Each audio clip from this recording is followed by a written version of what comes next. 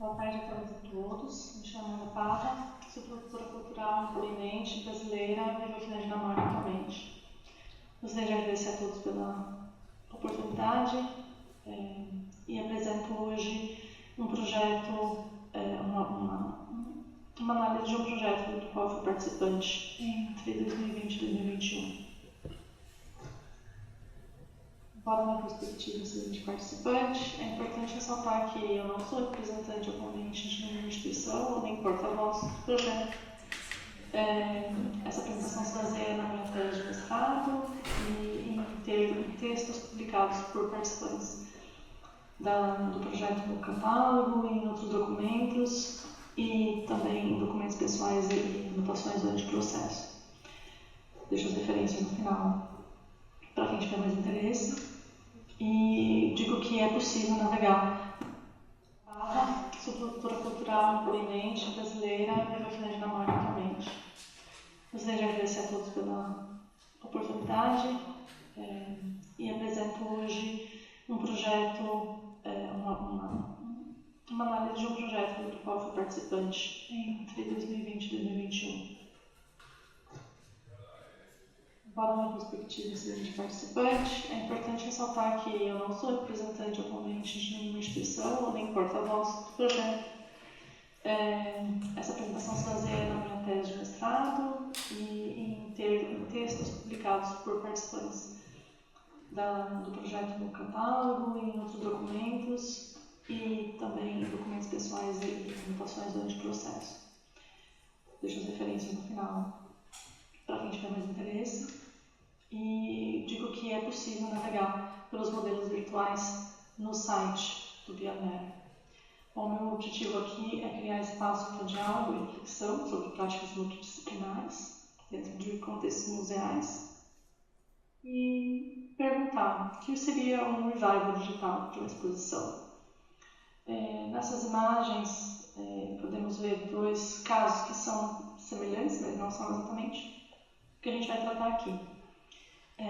Na exposição do Louvre, por exemplo, a gente vê uma exibição digitalizada, uma tecnologia de escaneamento espacial em 3D, que foi bastante popularizada durante a pandemia da Covid. E no caso da foto da direita, é o caso de uma reinterpretação nostálgica de um ambiente físico em um outro ambiente físico, que é o caso de When Attitude Becomes Form, de Harold Zeman, recriado em 2013 em Veneza. Mas então, o que seria uma recriação digital de uma exibição? Quais são as características relevantes de uma exposição de arte que devem ser mantidas em sua versão digital? Seriam elas seus conceitos, representação de espaço, os artefatos exibidos, e essa produção de uma nova iteração, de uma nova versão de uma exposição passada poderia ser considerada um ato de preservação do evento original? Essas são algumas perguntas da minha pesquisa e também coincidem com algumas questões importantes para o Beyond Matter. O Beyond Matter foi um projeto internacional, interdisciplinar, colaborativo, multi-institucional, baseado em pesquisa, iniciado e coordenado pelo HerzLab, do ZKM, Centro de Cultura e Mídia de Karlsruhe, na Alemanha, e em colaboração com diversas instituições, Universidade de Aalto, Museu Ludwig em Budapeste, e cofinanciado pela Comissão Europeia e pelo Ministério da Cultura alemão.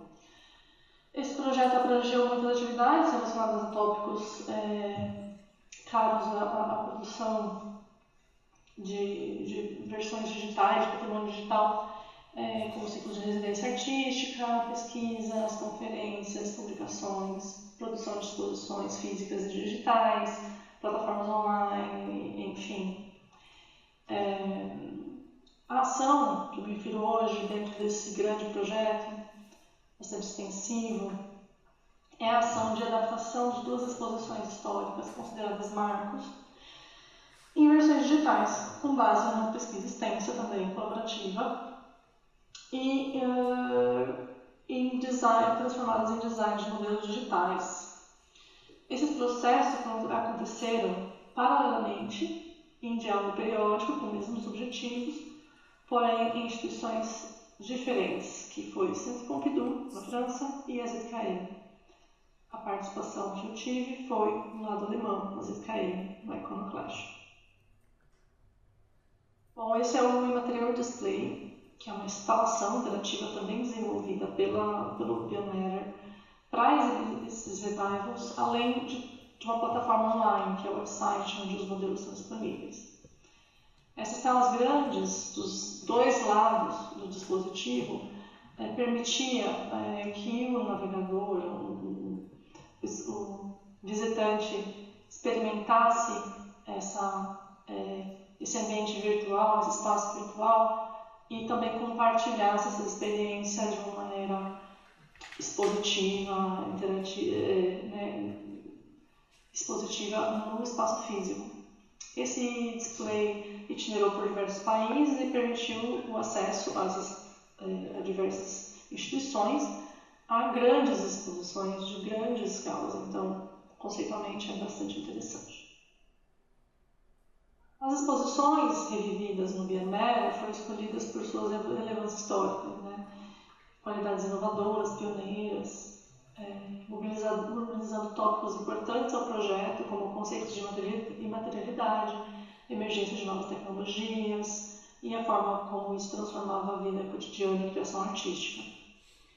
Essas duas exposições, Eximmaterial e Iconoclash, também têm outras semelhanças em que diz respeito a terem sido fortemente influenciadas e procuradas por filósofos, concebidas por meio de trabalho colaborativo, foram mostras de grande escala com interesses em ciências e tecnologias, trouxeram aparatos, objetos, artefatos não convencionais para dentro do museu e questionaram formas de se fazer exibição. E também incluíram obras em comum ou séries relacionadas. Por exemplo, no John Pike tem Zen for TV no Iconoclash e TV Buda no Immaterial. E Merda de Artista também está nos dois. Nesse Immaterial, a exibição de 1985 traz questionamentos pós-modernos de materialidade, apenas 6 anos depois da publicação de Condição Pós-Moderna de Lyotard.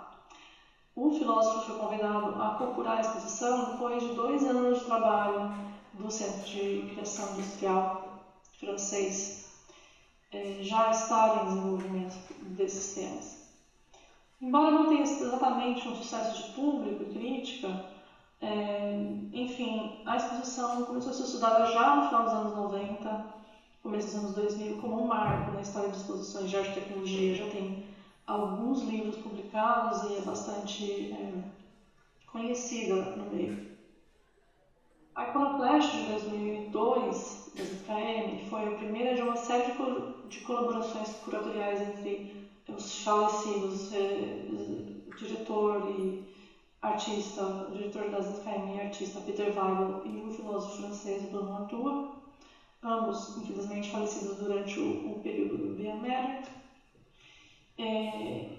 E a última exposição deles foi realizada em 2020, então bastante recente.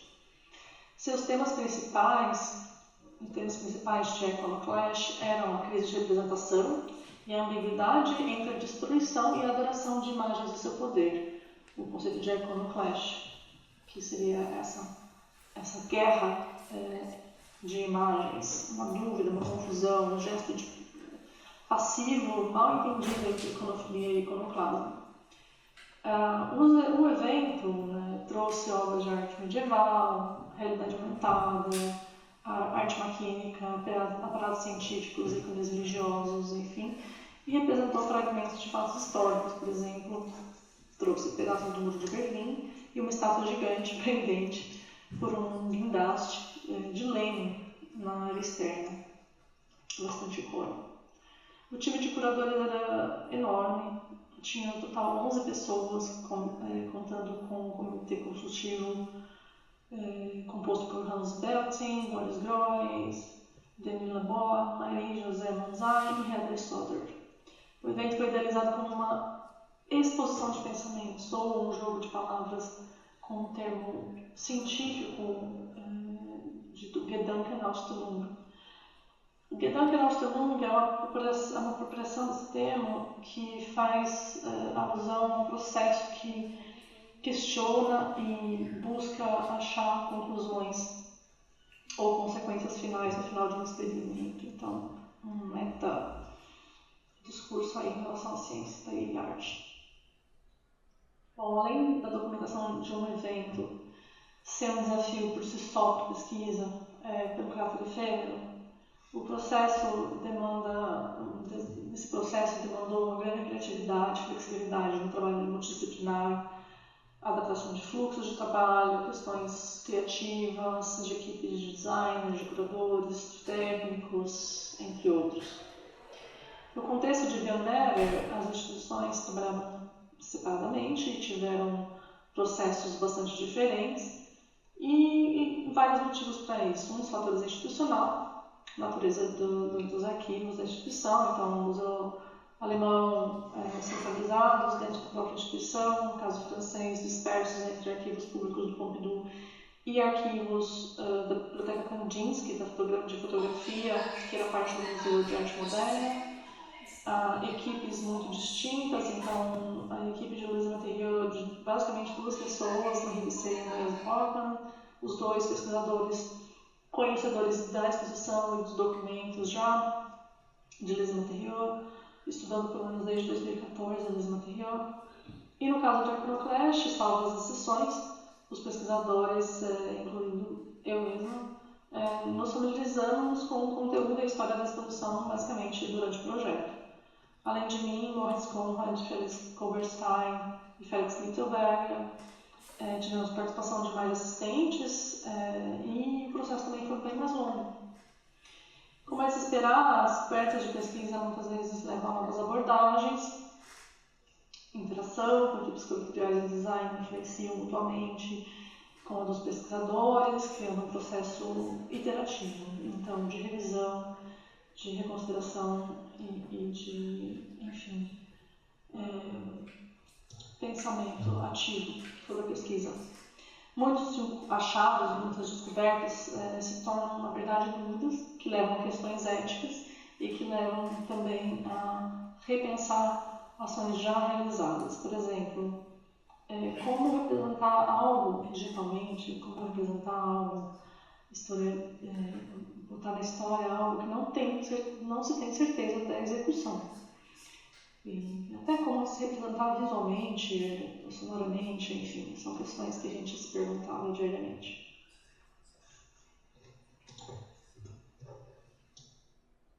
Por se tratar de um projeto com finalidade criativa, uma releitura, os tipos de documento considerados nessa pesquisa iam para além dos materiais históricos.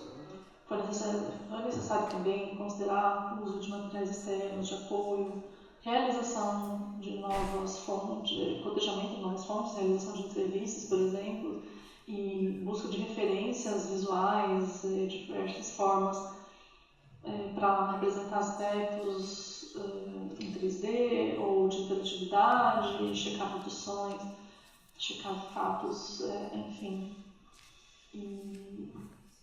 E também, quanto ao volume documental, histórico, no Pompidou, por exemplo, a maioria das fotos era insuficiente, feitas justamente ainda não tinham sido vidas. Mas a SKM, uma infinidade de imagens e, por outro lado, documentos ainda não processados por arquivo, dispersos, organizados em pastas com duplicatas, uma infinidade de arquivos nativos digitais, muitos deles com formatos obsoletos,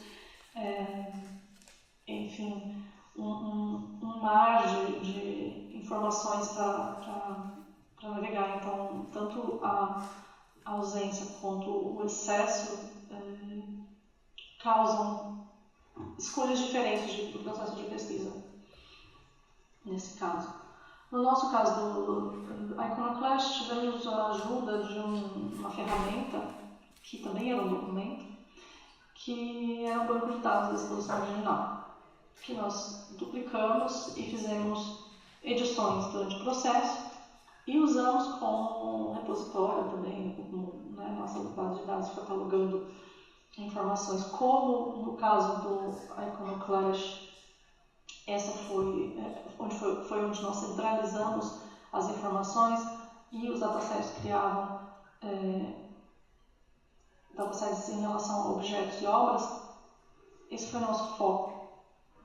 Enfim, nem mesmo catálogo, site, listas, enfim, nem o próprio banco de dados da exposição poderiam ser considerados uma fonte completa para pesquisa e muito menos confiável. Um aspecto muito importante da pesquisa é o mapeamento espacial e conceitual, já que estamos falando de uma exposição que o aspecto espacial é central. No Les Materiaux existia uma organização labiríntica de corredores que também coincidiam com 5 conceitos relacionados à matéria, criando ambientes e nichos conceituais bastante descritos no catálogo original, assim como um mapa. Porém, não havia muito detalhamento sobre os artefatos e as obras expostas em cada um deles, muito menos as suas localizações. No Iconoclash, por sua vez, uma estrutura rizomática, com colunas, paredes, pequenas salas, objetos isolados e células temáticas que não eram muito bem descritas nem no catálogo, nem no website, nem em nenhum âmbito, e que era intencionalmente misturada de uma certa forma para criar diálogo entre as obras. Enfim, a lista de obras do Iconoclash, por outro lado, era gigantesca, bastante detalhada, porém cheia de falhas e divergente. Por exemplo, o site se diferenciava do catálogo, que se diferenciava de imagens de documentos e de documentos de conservação.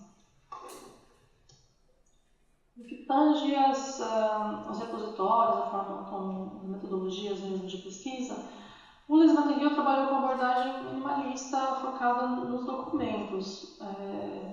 O seu foco estava na descrição, e eles também contavam com um arquivo que já tinha sido bastante trabalhado, estudado por outros historiadores, e então a equipe pôde revisar e descrever os documentos com maior atenção. Eles também usaram, no final, os documentos na exposição, na navegação digital, o que raramente foi feito no Iconoclash. O Iconoclash se dedicou mais a representar os objetos expositivos, né, as obras expostas em versão 3D.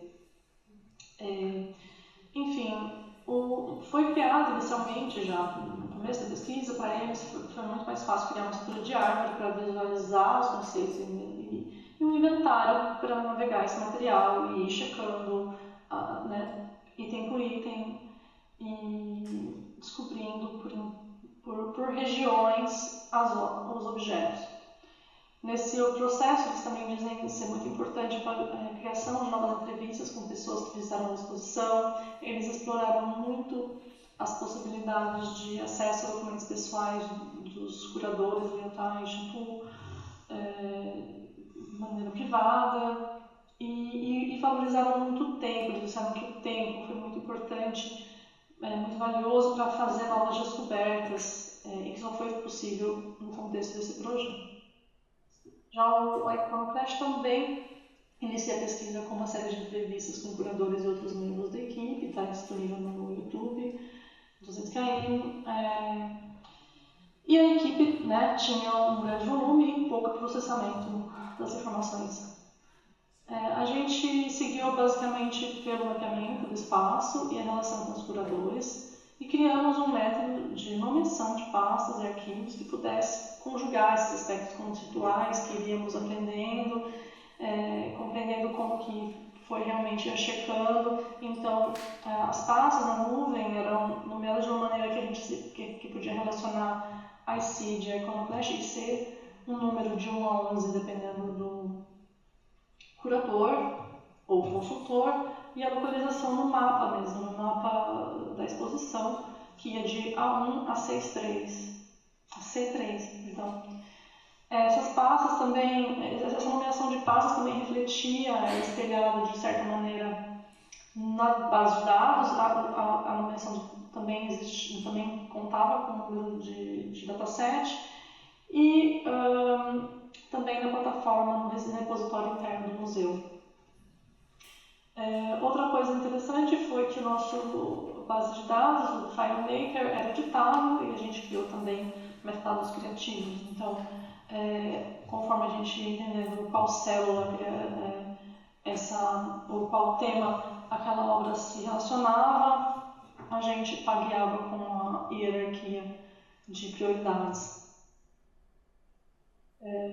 Não posso me descrever muito os modelos digitais finais, mas claramente houve uma grande influência do processo de pesquisa em ambos. No caso do Iconoclast, por exemplo, esses metadados acabaram influenciando o algoritmo e a interatividade. E como conclusão principal, eu diria que soluções criativas e fontes diversificadas devem ser acessadas para que as histórias sejam contadas no presente. As exposições são manifestações de contextos culturais, sociais e intelectuais complexos. E as pesquisas colaborativas e processos de design vêm para colaborar e fortalecer a relevância das instituições, resulta em produção de conhecimento e beneficia práticas museais. E, enfim, muito obrigada e espero que possamos conversar um pouco mais.